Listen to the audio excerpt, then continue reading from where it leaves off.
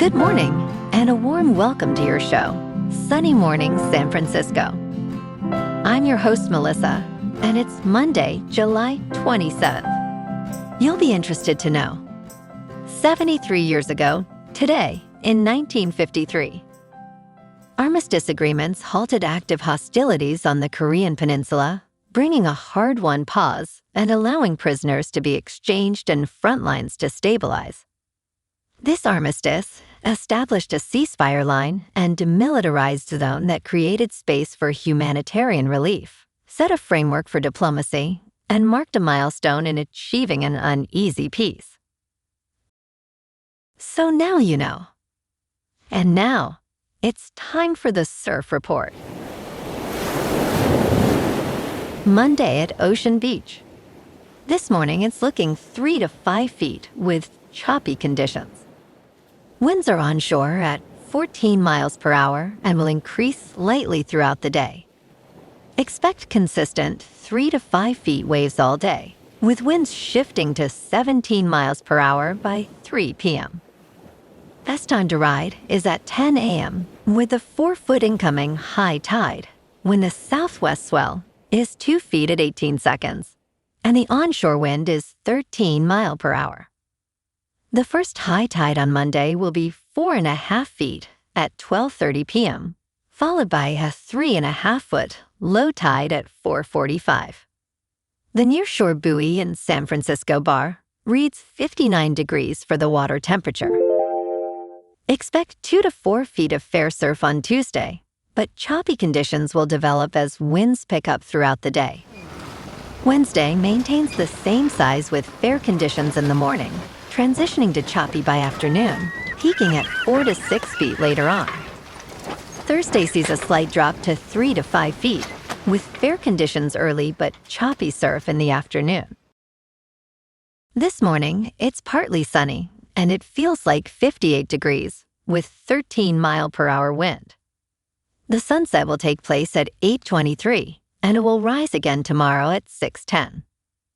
It looks like we're in for some mostly cloudy skies today, with a high around 60 and a mild breeze. Tonight, expect continued mostly cloudy conditions, with a low of 56 and light winds picking up a bit. Looking ahead in the weather.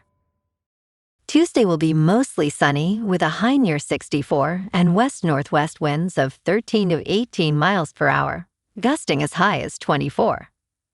Wednesday through Friday stay mostly sunny with highs near 63 to 64 and nights around 56 to 57. Bonjour, food enthusiasts. This podcast is brought to you by Versailles Cafe and Pastries in Encinitas. Nestled on El Camino Real South, just north of Encinitas Boulevard, this cafe is a haven for culinary delights. Indulge in their amazing Eggs Benedict or their gluten-free crepes. You can grab a panini for lunch or just breeze on through to get your morning coffee. They are open every day from 8 to 5. So stop on by and don't forget to tell them Sunny Morning sent you. In local news.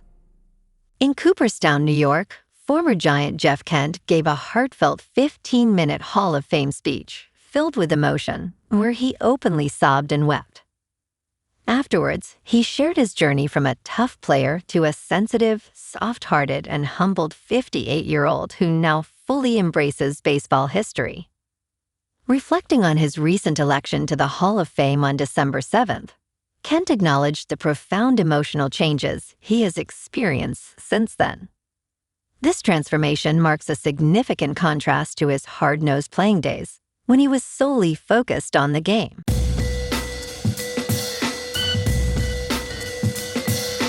Now on to sports. Marlins dropped their 12th straight game, creating franchise history as they eye the upcoming trade deadline.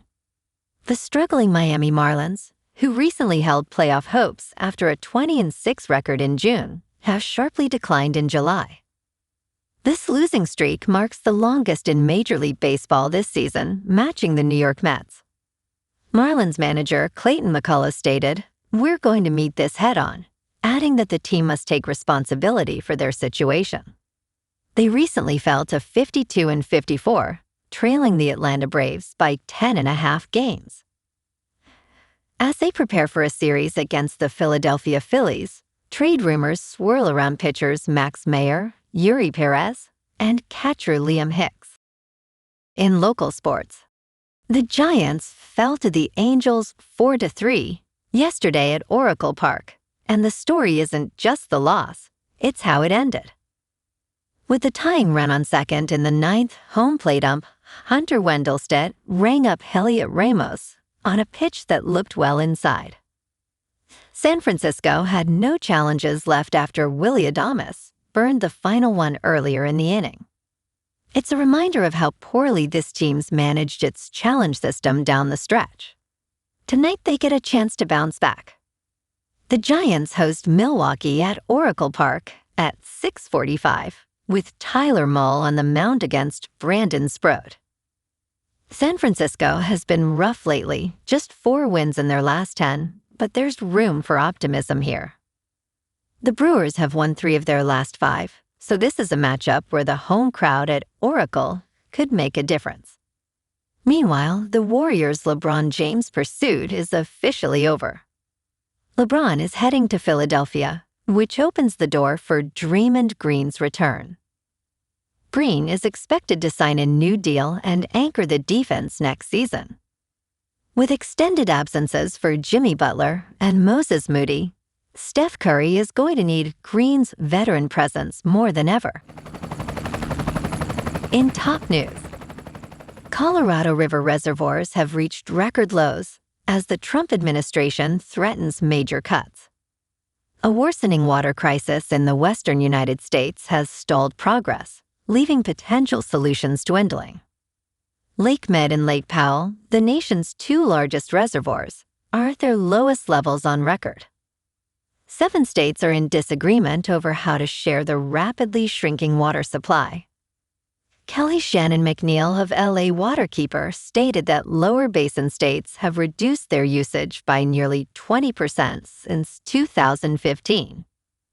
In contrast, upper basin states have increased their usage, citing affordability issues. The Trump administration may impose sweeping cuts after years of failed negotiations. California, Arizona, and Nevada have proposed reducing their usage by about 1,600,000 acre-feet per year. However, federal officials are considering cuts nearly double that amount. Such cuts would likely increase costs for cities, impose tighter restrictions on outdoor water, and significantly impact farmers. McNeil urged residents to contact their elected representatives to push for agreements. A warming climate has resulted in diminished snowpack and less snowmelt for the river each spring. If water levels in Lake Powell drop another 33 feet, hydroelectric power generation will cease. With both reservoirs below 30% capacity, timely decisions are crucial for residents. In business news, Moody's Ratings warns that unprecedented artificial intelligence spending is threatening the credit quality of major companies like Amazon, Meta, and Alphabet. The research note highlights that this spending surge is forcing even cash-rich corporations to rely heavily on debt and stock sales to fund their artificial intelligence initiatives. Moody's states that the transition to asset-heavy models necessitates unprecedented levels of investment in capital raising. Capital expenditures are projected to reach $785 billion in 2026, nearing $1 trillion next year. Despite these risks, companies like Microsoft and Alphabet maintain some of the strongest corporate balance sheets globally. In crypto movement, Bitcoin is down 5% to about $64,000. Ethereum is down 5% to just under $1,900. And XRP is down 23% to $1.10. Moving on to a more local vibe. In our community spotlight on health and wellness, we are working with a national Pilates studio to bring you some free classes, so listen up. Check out Club Pilates, with several locations in the San Diego area. Pilates presents a comprehensive wellness approach, cultivating strength, reducing tension, and elevating mental well-being. Scientific research affirms its benefits. So now you can check out Club Pilates for a free class, with locations in Encinitas, Solana Beach, Oceanside, La Jolla, and more. Just be sure to tell them Sunny Morning sent you by. And now, back to the show. Let's talk tech. Are brainwaves the next unlock for physical artificial intelligence? The frontier of physical artificial intelligence unfolds in a warehouse in San Leandro, California. This space houses Ncord, a company developing data tools for training artificial intelligence models. Androsija, a pilot for the company, is meticulously disassembling a tower while wearing a headset that tracks his brain waves. Ncord aims to create a brain wave tag data set to enhance robotic training performance. Lucas Girk, a supervising neuroscientist, notes that brain activity can guide model builders on when to use high-effort models. Vineeth Velmurugan, Ncord's head of robot learning, emphasizes the importance of generating the necessary training data. And in entertainment news, Netflix is set to debut a new 6-part British crime miniseries titled The Bombing of Pan Am 103 on July 30th. This gripping series recounts the devastating events surrounding the December 21st, 1988 terrorist attack that killed 269 people. Based on testimonies from witnesses, it explores the profound impact on families and a small town caught in the tragedy.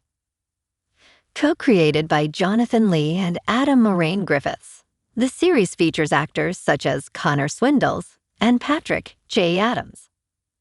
Stay tuned to Collider for more updates on this highly anticipated release. Well, alrighty folks, it's time for the quote of the day. And today, our quote comes from the American historian and author, Will Durant. And he said, "Civilization is not inherited. It has to be learned and earned by each generation anew. If the transmission should be interrupted for 1 century, civilization would die, and we should be savages again." And that's a wrap for this morning.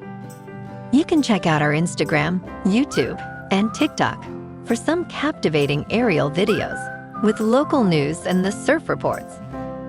Have an amazing day, my good friends. We'll see you tomorrow with another episode of Sunny Morning San Francisco.